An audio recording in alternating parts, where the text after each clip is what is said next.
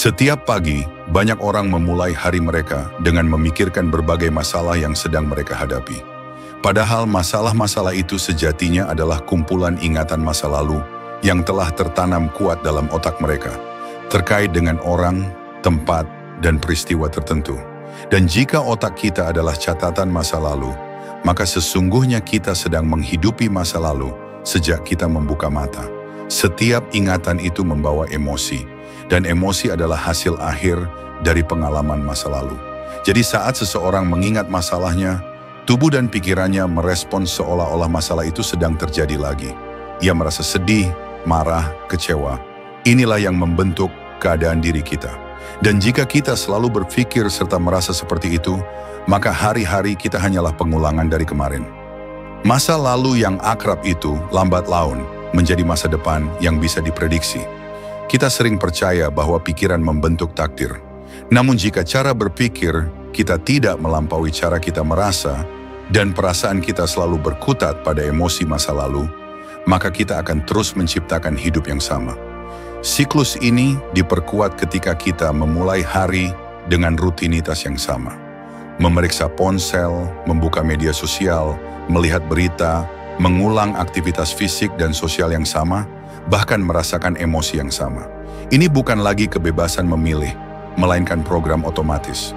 Faktanya, saat seseorang mencapai usia 35 tahun, sekitar 95% dari diri mereka adalah hasil dari perilaku yang sudah dihafalkan.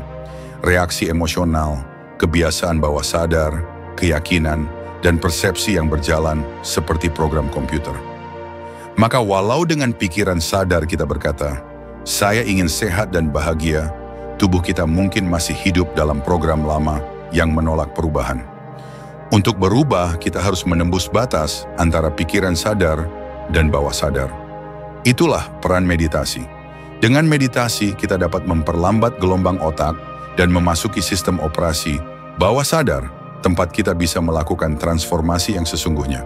Sayangnya kebanyakan orang baru terdorong untuk berubah setelah menghadapi krisis, penyakit, kehilangan, kegagalan, atau rasa sakit yang mendalam. Padahal kita bisa memilih untuk berubah dari tempat yang lebih cerah, kegembiraan, inspirasi, dan kesadaran. Saat ini banyak orang hidup dalam mode bertahan dan stres kronis. Mereka terbiasa memikirkan skenario terburuk dan tanpa sadar mengarahkan energi dan emosinya untuk mewujudkan ketakutan itu. Bahkan tubuh mereka bisa mengalami serangan panik meski tidak ada ancaman nyata. Mereka menjadi kecanduan emosi negatif, karena itu membuat mereka merasa hidup, meski dengan cara yang menyakitkan. Ketika diajak berubah, mereka sering berkata, "Saya begini karena masa lalu saya." Namun setiap kali mereka mengingat masa lalu, otak dan tubuh mereka memproduksi reaksi kimia yang sama. Tubuh tidak bisa membedakan apakah pengalaman itu nyata atau sekadar diciptakan oleh pikiran. Tubuh adalah pikiran bawah sadar kita. Jika kita terus hidup dalam kenangan, maka tubuh kita akan terus menarik kita kembali ke masa lalu. Inilah sebabnya mengapa saat seseorang mencoba berubah, tubuh menolak.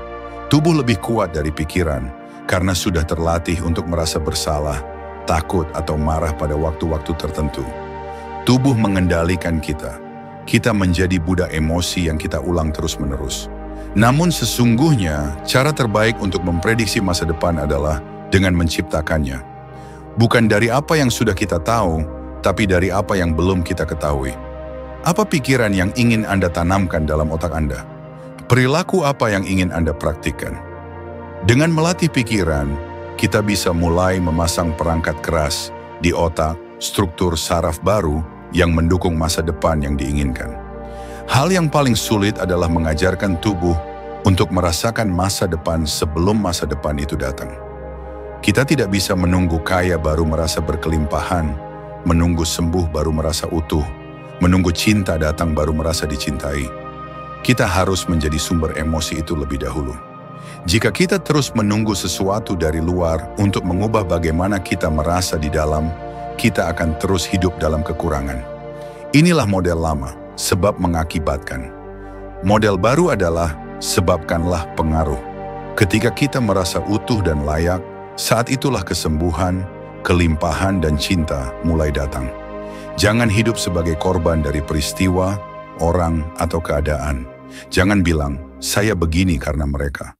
Tapi ubahlah narasi menjadi, saya menciptakan kehidupan saya melalui pikiran dan perasaan saya. Sadarilah bahwa tidak semua pikiran adalah kebenaran.